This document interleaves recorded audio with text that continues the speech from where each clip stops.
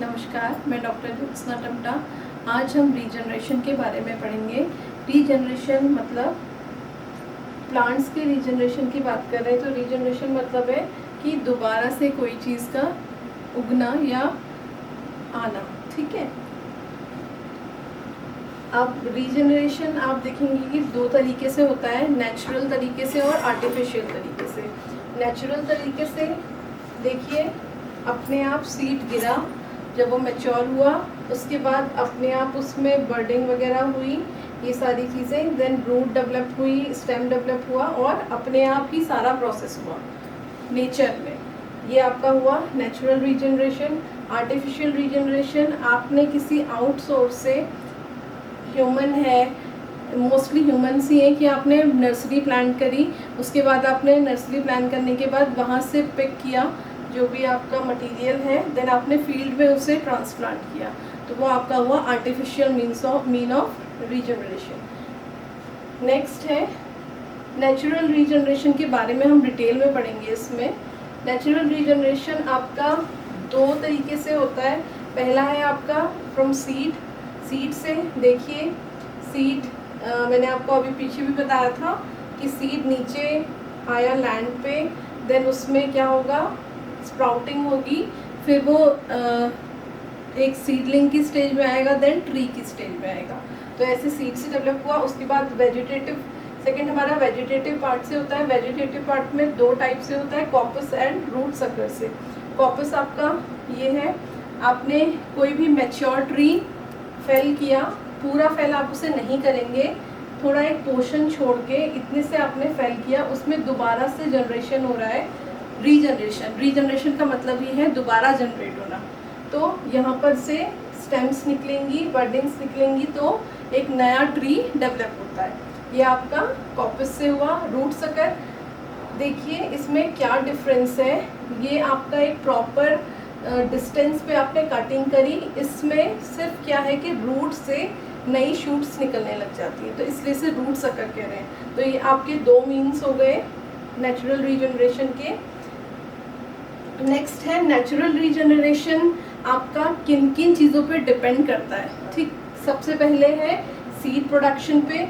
Seed production में भी बहुत सारे फैक्टर्स हैं, जैसे उसका ईयर, कौन से ईयर में आपका अच्छा प्रोडक्शन हुआ है, एज का मतलब है यहाँ से कि ट्री की एज इस टाइम क्या रही जब आपने सीड कलेक्ट किया।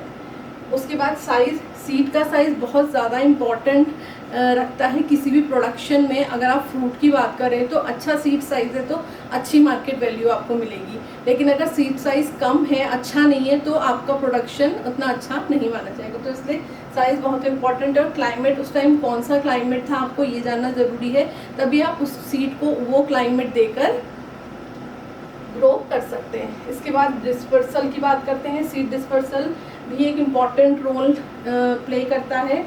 जैसे आपको डिस्पर्सल में बहुत सारे वेरिएशंस हैं कि किस किस तरीके से होता है। इसमें देखते हैं बाय विंड से जो आपके हैं वो बहुत सारे ऐसे कुछ एग्जांपल्स हैं। एस्टर है, मैपल है, और मिल्क वीट है, डेंड्रियन है, ये सारे आपके विंड से डिस्पर्स होते हैं, एक जगह से दूसरी जगह जाते हैं। दूसरा वाटर से, वाटर का सबसे अच्छा एग्जांपल है कोकोनट एक जगह से दूसरी जगह बह के जाता है और फिर रीजनरेट होता है। इसके बाद आप देखिए ग्रेविटी मोस्टली जो आपके सीड्स है या फ्रूट्स है वो ग्रेविटेशनल फोर्स की वजह से ही नीचे आते हैं, ठीक है। सॉरी, तो ग्रेविटेशनल फोर्स में नीचे आए, देन उनका क्या होता है, स्प्राउटिंग, और वो ट्री में चेंज हो जाते हैं। और एक और है डिस्पर्सल का मीन एनिमल या फिर बर्ड।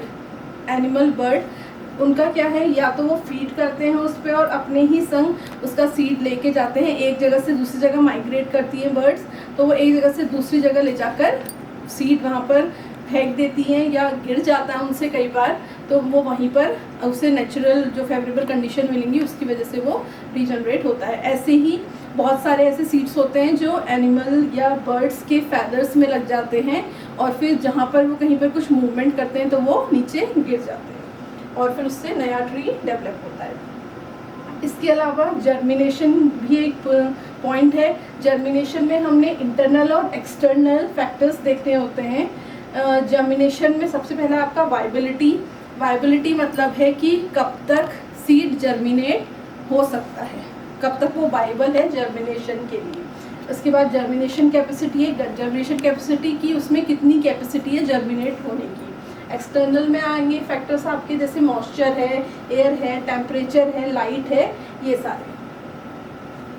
अब हमने बात करी नेचुरल रीजनरेशन की, तो उसके एडवांटेजेस देखने ज़रूरी हैं।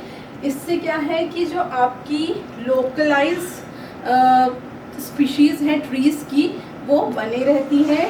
जेनेटिक वेरिएबिलिटी इसमें आती है और गुड अडेप्टेशन होती है माइक्रोसाइट्स की। दूसरा, इसमें जो आपका रूट डेवलपमेंट है, जैसे नेचुरली रूट डेवलप हो रही है, जब हम नर्सरी प्लान करते हैं तो नेचुरली जो रूट डेवलप हो रही है, वैसे हम उसे पूरा पुल आउट नहीं करते हैं, बट फिर भी कई केसेस में हम पूरा रूट्स ऐसे निकाल कर दूसरी जगह प्लांट करते हैं। तो यहाँ पर नेचुरल रीजनरेशन में ये प्रोसेस नहीं होती है, तो हमारा रूट डेवलपमेंट बहुत अच्छा होता है। लो कॉस्ट है क्योंकि हमें बहुत ज़्यादा इसमें मेहनत नहीं करनी पड़ रही है, तो लो कॉस्ट है और इन्वेस्टमेंट भी कम है। हमें लेबर के चार्जेस नहीं लगाने हैं, बहुत ज़्यादा हमें इसमें मेहनत करने की ज़रूरत नहीं है। नेचुरली चीज़ हो रही है तो उसमें हमें ज़्यादा इन्वेस्टमेंट करने की ज़रूरत नहीं है। नेक्स्ट हमारा आता है डिसएडवांटेजेस भी हैं इसके थोड़े बहुत, जिसमें हम देखेंगे कि जो हमारी रीजनरेशन की जैसे पैटर्न है एक, हम कहेंगे तो वो इरेगुलर रहता है ट्रीज़ का। अभी एक सीड गिरा तो वहाँ पर डेवलपमेंट हुआ, कुछ टाइम बाद दूसरा सीड गिरा तो वहाँ पर डेवलपमेंट हुआ ट्री का। तो उसमें क्या होता है, जो हमारी क्लासेस होती हैं ट्रीज़ की, वो अनइवन रहती है, कोई छोटा होगा कोई बड़ा होगा। जैसे आर्टिफिशियल रीजनरेशन में ऐसा मोस्टली नहीं होता है, ज़्यादातर नहीं होता है।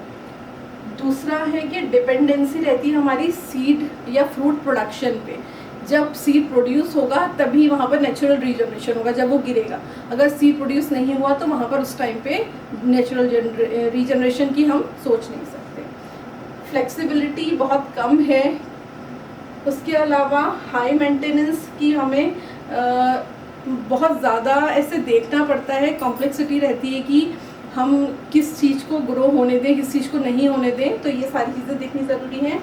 लॉन्ग रिस्क पीरियड है क्योंकि आज सीड गिरा, हमने उससे डेवलप होने के लिए बहुत टाइम देना पड़ता है, और पता लगा आगे जाके अच्छी क्रॉप नहीं हुई या अच्छा फॉरेस्ट हमारा नहीं बना, तो हमारा जो टाइम पीरियड रहा है सीड से ट्री बनने का वो बहुत ज़्यादा लंबा होता है, और अगर अच्छा प्रोडक्शन नहीं हुआ तो वो सारा हमारा वेस्ट हो जाता है।